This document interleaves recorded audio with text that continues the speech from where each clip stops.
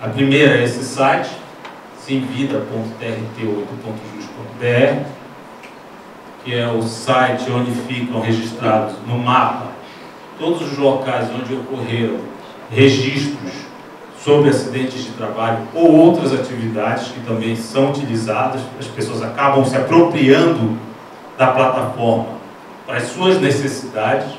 Então você vai ter aí questões de denúncias de assassinatos, questão de acidentes de trabalho, entulho, lixo na rua, exploração de venda de bombons por menores nos ônibus, etc. Então você vai ter uma série de registros sendo informados pelas pessoas, né? E tudo isso fica marcado, claro. Cada registro que é feito através da plataforma sofre um processo de moderação. Então existe uma moderação em relação à questão dos registros, e aquilo que passa pela questão da moderação é publicado na plataforma. E aí vai alimentar esse mapa, que é público. Este é o aplicativo, tá? A cara do aplicativo. Aqui nós temos um campo para realizar registros, um campo para ver os registros no formato de mapa e outro campo para ver os registros no formato de realidade aumentada. Então a gente clicando aqui nesse campo de registro passa para essa tela, onde a gente pode tirar uma foto do evento, fazer um texto sobre aquele evento e enviar o material. Quando a gente envia, é registrado um número de protocolo para que a pessoa possa fazer o acompanhamento da denúncia, se assim desejar, né? E aquela foto, aquela informação é marcada no nosso mapa graças ao dado GPS do celular, o que vai nos dar uma precisão de cerca de 8 metros em relação ao local de fato onde ocorreu aquela denúncia.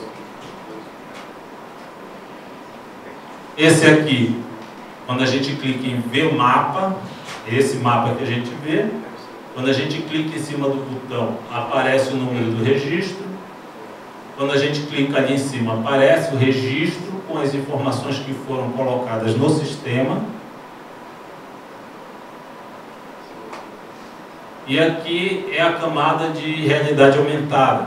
Você usa a câmera do celular para, ao observar ao redor de você, você vai ver placas de identificação dos locais com a distância e o número do registro de onde ocorreram denúncias. E conforme você vai se aproximando, outras placas vão surgindo, outras vão desaparecendo. É um ambiente virtual onde você consegue ler informações em tempo real. Se quando você estiver usando isso, acontecer um outro registro, ele vai aparecer de forma automática. Esse aqui são alguns tipos de registros que são feitos na plataforma, né? Nós temos aqui um registro de enchente, né? Lá na Cidade Nova, parece que caiu uma água, encheu a rua e o cara lá fez uma denúncia através do sistema, né? Ficou aqui no mapa marcado, e aqui a foto. Aqui é um outro denunciando que os trabalhadores que estavam em cima dessa caixa d'água estavam sem nenhum tipo de dispositivo de segurança, tá? Com a marcação do local. Aqui o menor fazendo pedido de esmola dentro de um ônibus, o número da linha do ônibus. E isso pode servir também para que determinadas denúncias, como de trabalho escravo, também possam ser feitas, porque o aplicativo ele trabalha com uma questão de registro, mesmo se o seu celular, naquele momento do registro, não tiver conexão de dados, você está sem crédito, você está longe da base de dados, que não tem cobertura telefônica nenhuma, mas você consegue fazer o registro. Você faz o registro da denúncia, ele guarda aquelas informações na memória, você guarda o seu celular, quando você passa perto de uma área que tem a conexão de dados, ele envia de forma automática com o GPS de onde foi registrada aquela informação. Então permite fazer qualquer tipo de denúncia em qualquer localidade do nosso estado. Pai do Amapá. No meio da Bahia, no interior do Amapá, qualquer que seja o local, é possível de ser feita esse tipo de registro. Desmatamento, enfim, qualquer tipo de atividade também ele faz o registro. Isso aqui foi uma ação que foi feita pelo próprio tribunal, né, dentro dos ônibus, também devido, graças aos diversos registros que a gente recebeu no Sinvida sobre menores fazendo vendas de bombons nos ônibus. Então foi feito um trabalho de educação junto às empresas de ônibus sobre a questão do menor também, né? Sim. E aqui foram os 2 troféus que o tribunal, graças ao trabalho realizado pelo Sinvida, acabou recebendo através do Prêmio Nacional de Comunicação e Justiça, que foi realizado em Belo Horizonte esse ano, e que nós vencemos nas 2 categorias, que foi a categoria Inovação e a categoria Júri Popular, né? Na categoria Inovação nós derrotamos do nosso período eleitoral, né? E no Júri Popular nós empatamos com os donos da casa, que é o Tribunal Regional do Trabalho lá de Minas, né? Então foi esse trabalho que foi desenvolvido, né? E eu queria só uma outra questão que a gente queria mostrar aqui, é como é feita a instalação do aplicativo, tá? Mas antes, existem alguns aprimoramentos que vão estar feitos agora durante o decorrer desse ano e do próximo, exatamente a possibilidade de ter uma comunicação em mão dupla, né? Ou seja, o usuário faz o registro através do aplicativo e o tribunal consegue enviar informação para esse usuário. Esse é um aprimoramento que está sendo colocado em vista para isso. E também trabalhar a questão do recebimento de informações offline. Ou seja, a pessoa conseguir ver as informações no celular, mesmo sem a conexão de dados, e quando tiver uma informação nova, ela conectar na internet, apenas a informação nova baixa para o celular. É para possibilitar que a nossa conexão de internet é péssima, e aí a gente precisa adaptar os recursos dos aplicativos para poder funcionar na nossa realidade. Pessoal, a instalação, em outro momento a gente vai ensinar vocês a fazerem, mas ela é fácil vocês baixarem. Isso aí está na Play Store, e entre outros. É que o nosso tempo já está bastante apertado. Vou pedir para o Cláudio, por favor, dentro dessa caixa tem alguns papeizinhos. Tire um, por favor, e veja qual é o nome. Marcos, usa isso no iPhone. Como é que está no iPhone? Basta acessar esse endereço. Érica Moreira, deixar.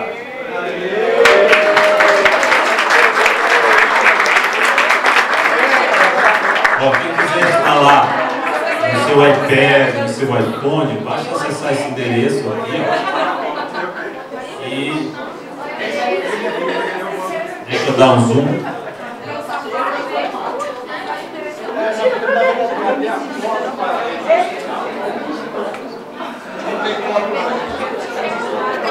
Basta acessar esse endereço.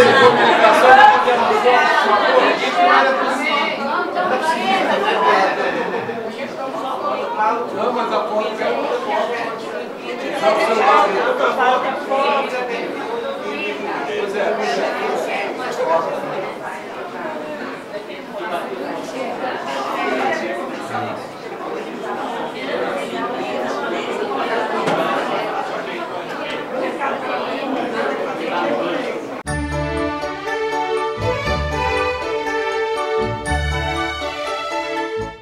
Teremos agora um painel sobre execução, coordenado pelo desembargador Francisco Sérgio Silva Rocha, pelo juiz Saulo Marinho Mota e pelo juiz Otávio Bruno da Silva Ferreira.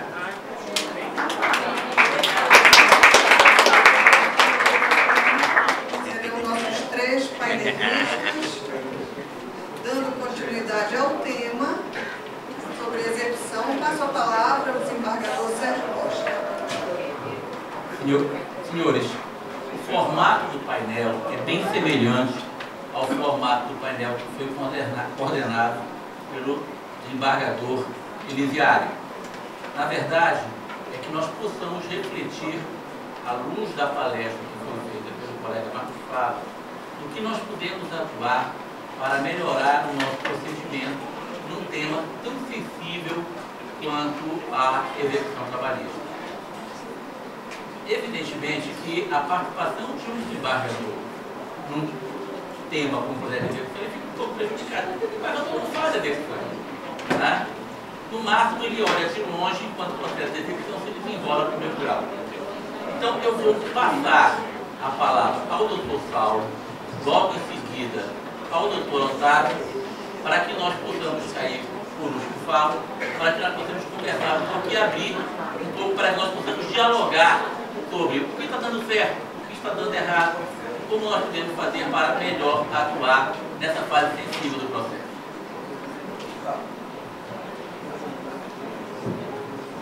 Boa tarde. Primeiramente, obrigado pela oportunidade e indo direto ao tema. Primeiramente, informar que sou fã do trabalho do Dr. Marcos Fábio e com base até no que ele mesmo escreveu no livro Execução Trabalhista Efetiva, ele encontrou, e vou tentar contextualizar isso com esse novo CPC que ele trouxe, encontrou 3 causas que podem emperrar, podem atrapalhar, né, a nossa execução. São causas de natureza estrutural, causas de natureza ontológica e causas de natureza interpretativa. Essa última é o que nos afeta mais, o exercício diário da jurisdição, na interpretação do ordenamento, de forma a melhorar cada vez mais nosso índice de satisfação da execução. As causas estruturais, a questão da estrutura das varas, de dotação orçamentária para conseguir melhorar a nossa estrutura, o nosso trabalho, e o problema começa a ficar mais sensível quando ele analisa o texto dele. Também analisou, ainda que de forma mais rápida aqui na palestra, a questão dos problemas de natureza ontológica. O que acontece? Acho eu, e ele deixou isso bem transparecer aqui na palestra, reduzir pauta, aumentar a quantidade de audiências, acho que todo mundo aqui já passou por isso, passa por hoje, resolve a parte de dizer o direito, dizer quem tem razão, o que nós fazemos sem muita, vejam bem, existe, mas sem muita resistência, porque as pessoas estão lá para se defender, e nós estamos para dizer quem está certo e quem está errado. Nesse momento, como ele disse, nós estamos trabalhando sobre a linguagem jurídica do ilícito, do lícito, do ilícito, do certo e do errado, sem ainda adentrar na parte que mais o ser humano sente, que é o bolso, que é o seu patrimônio. Então, esse agir, como ele colocou, encontra barreiras um pouco menores, mas encontra. O problema é quando nós vamos fazer essa execução. E aí, como ele colocou, isso me chamou muita atenção na palestra dele, quando nós vamos passar para a parte de execução, nós nos deparamos com o seguinte problema. Eu tenho um manancial jurídico, tenho um ordenamento jurídico, eu sou vinculado à Constituição e às leis da República, eu tenho que dizer o que é certo e o que é errado. Mas a partir daquele momento eu tenho que sair do que é dizer certo e dizer o que é errado para entrar na esfera patrimonial do executado, que fatalmente vai me trazer um monte de problema. E aí, o dizer o que é certo e o que é errado não é mais suficiente.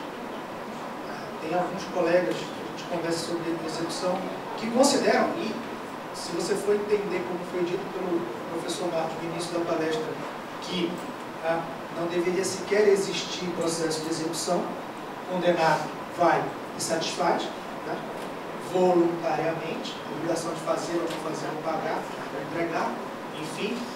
Nós temos, simplesmente pelo fato, nós temos um livro de execução, tanto aqui na CLT como no CPC, já demonstra a quantidade de vezes, eu não me recordo de reclamados, que espontaneamente vão à justiça para pagar. E aí eu tenho que dizer o direito com base no que é certo e no que é errado. Só que isso não serve. Não serve. Para resolver as barreiras ontológicas que ele coloca no livro dele, que ele trouxe para cá, eu tenho que ir um pouco mais além. Eu tenho que, primeiro, se ele propõe, enxergar qual vai ser a consequência da minha interpretação da norma, para retirada do que eu tenho que retirar dele e passar para o normante.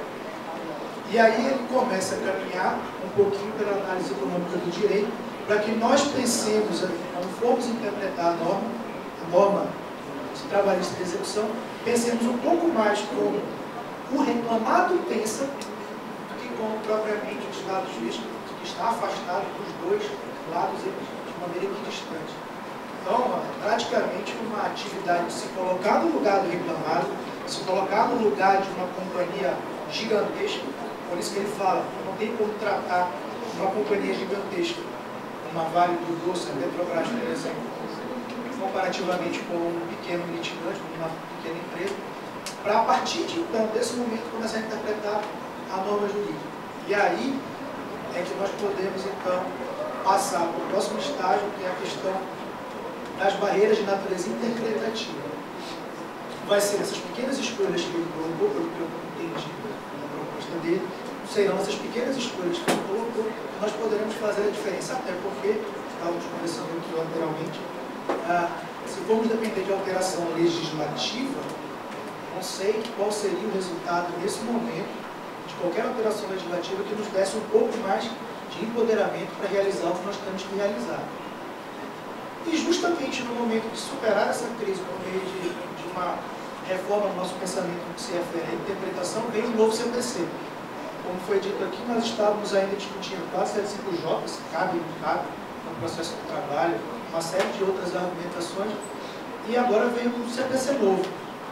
Como é que eu vou trabalhar com esse CPC novo, ainda ilustre e desconhecido, pelo menos para mim, estou conhecendo aos poucos, se eu ainda não criei satisfatoriamente um critério de integração entre a CLT e o antigo CPC que me desse um mínimo de segurança jurídica, como ele bem colocou na palestra dele. É um desafio. E é um desafio que fica ainda mais claro se a gente for encaixar a palestra do Jean com a palestra do Marcos Fava, do Jean e do Marcos Fava. Ficou gravada na minha memória aqui uma palavra do Jean que é o seguinte: o juiz, no ápice, as partes, aqui embaixo, ele aqui distante das partes, não. No CPC não está mais assim. Agora eu tenho que dar um espaço maior para o contraditório real, substancial, não contraditório formal, para que as partes me auxiliem, ponderando, a cumprir aquilo que tem que ser cumprido. Se isso no processo de conhecimento, eu confesso, já é difícil, imagina na execução. Onde não apenas eu vou dizer quem tem direito, mas eu vou meter a mão no bolso do executado. Como é que eu vou fazer isso se eu estiver acima deles para impor a decisão do judiciário pelo público? Eu tenho dificuldade de trabalhar com esse modelo. E um outro desafio ainda nessa integração CLT-CPC é que eu tenho, então, de certa forma, no novo CPC, uma certa privatização dessa atividade, quando eu passo para as partes uma maior responsabilidade, ao mesmo tempo em que eu tenho no sistema econômico, como ele colocou, alguém que não está preocupado com o que é lícito, o que é ilícito, está preocupado com o seu próprio interesse. Vai dar lucro, vai dar prejuízo. E eu fico ainda mais preocupado quando a gente vai fazer a integração de um lado, a CLT com a sociabilidade, e do outro lado o CPC com essa maior democracia das partes, porque a 8ª região, implementando os instrumentos que já implementam, os juízes se desdobrando como já se desdobram para satisfazer o crédito.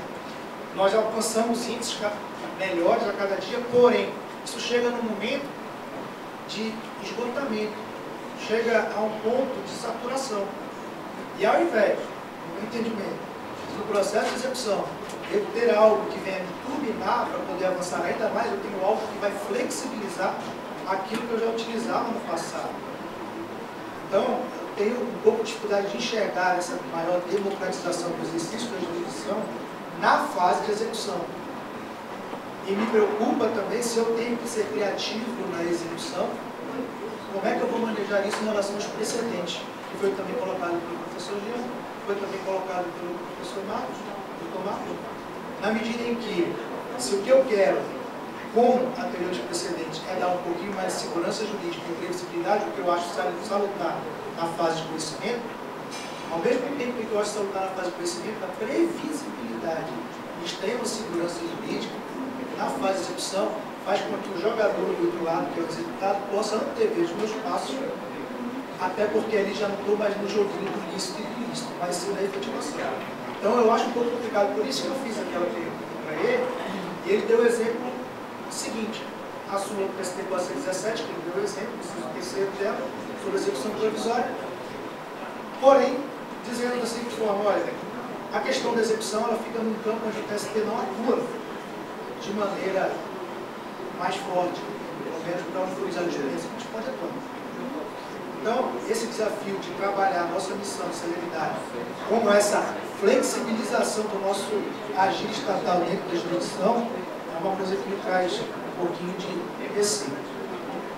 E, por fim, para não estender mais, foi dito, e eu acho que isso também reflete na execução, na medida em que é uma regra que você está aqui que permeia toda a decisão do magistrado, na pena da sentença, foi dito sobre o artigo 489 do novo CPC, no que se refere à necessidade do magistrado analisar tudo aquilo que é colocado para chegar ao resultado. Se eu tiver 48 teses que possam infirmar ou firmar o pedido, a contestação, eu necessariamente tenho que passar por ela. Me preocupa, mas me preocupa ainda mais que está no parágrafo 2º desse 489, que é o seguinte, ele diz que o juiz vai ter que adotar aquela teoria do balanceamento, aquela teoria da rota de colisão lá, dos princípios. O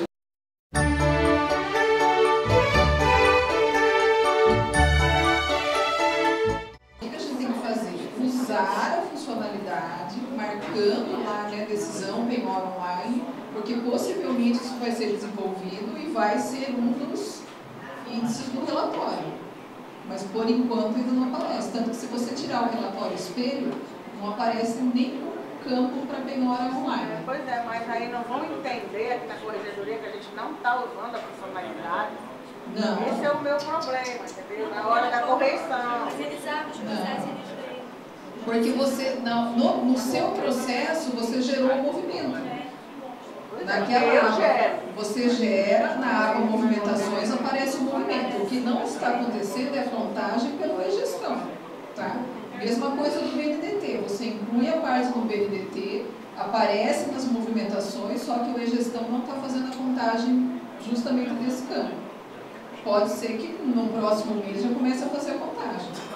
Mas se você tirar um relatório espelho, partes incluídas no BNDT, no eletrônico vai aparecer zerado.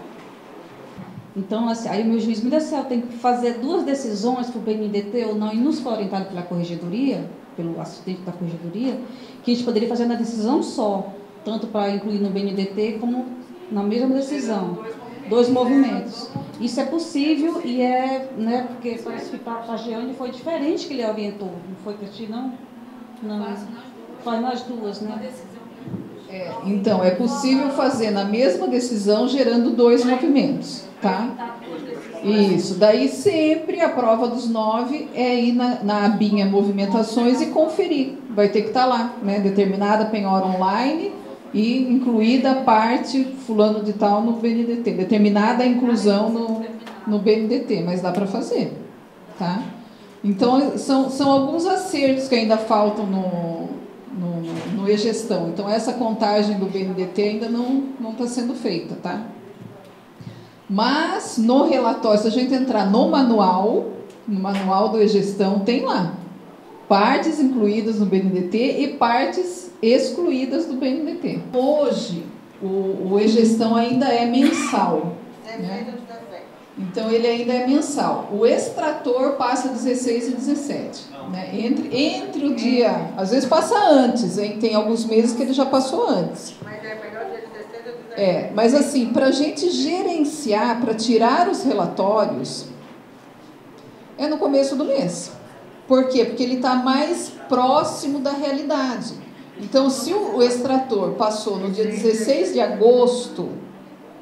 eu vou ter esses índices lá no começo de setembro. Então, seria um bom... O começo do mês é uma boa data para você tirar o relatório do mês anterior. Porque conforme vai chegando próximo do fim do mês, ele vai ficando desatualizado. Então, ele já não está espelhando a realidade, porque ele tem um delay aí de 30 dias. Às vezes até 45 dias, se você demorar para tirar. Então... Momento ideal para tirar o relatório, logo que o extrator disponibilizou. Disponibilizou o mês, já tira o relatório espelho e já começa o saneamento no relatório resumo. E o melhor período do mês para você alimentar o e-gestão. O que eu falo para minha equipe? Até que data eu tenho que alimentar o e-gestão para que esse resultado já apareça nos meus índices do mês seguinte. Tá? Então, e como que eu faço isso? A equipe tem que estar preparada, as sub-equipes têm que estar preparadas, né? Então, aquela questão, até que o Valdir levantou de manhã, mas daí a equipe, se você não tiver empenhado, tal. Por exemplo, vou dar um exemplo que aconteceu agora nesse mês, que terminou setembro. A minha assistente de cálculos, ela estava com 100 processos para homologar cálculos. 100 processos pendentes de liquidação. Desses 100 processos pendentes de liquidação, 30 estavam com laudo de perito. E ela tinha outras coisas para fazer. Tinha criar expediente de secretaria, tinha notificação, tinha várias outras tarefas. Eu chamei a assistente de cálculos e falei, Patrícia, se você já tem 30 laudos prontinhos aí, foca nesses laudos para você homologar. Porque serão 30 liquidações encerradas no mês de setembro. E isso vai ser positivo para a gente no e-gestão. A gente liga lá os motores em força total para fazer todas as tarefas que alimentam o e-gestão, porque eu tenho só até o último dia do mês para fazer essa alimentação. Então, recursos para admitir, tutelas antecipadas, qualquer tipo de incidente, embargos à execução, agravo de petição, tudo o que é inclusão do BNDT, que não está contando, mas com certeza vai começar a contar logo. Então, tudo o que eu sei que gera dados para o e-gestão, a partir do dia 15, eu tenho que começar a me preocupar. Não, dia 15, né? Não, eu tenho que alimentar até o último dia do mês. Eu tenho que alimentar.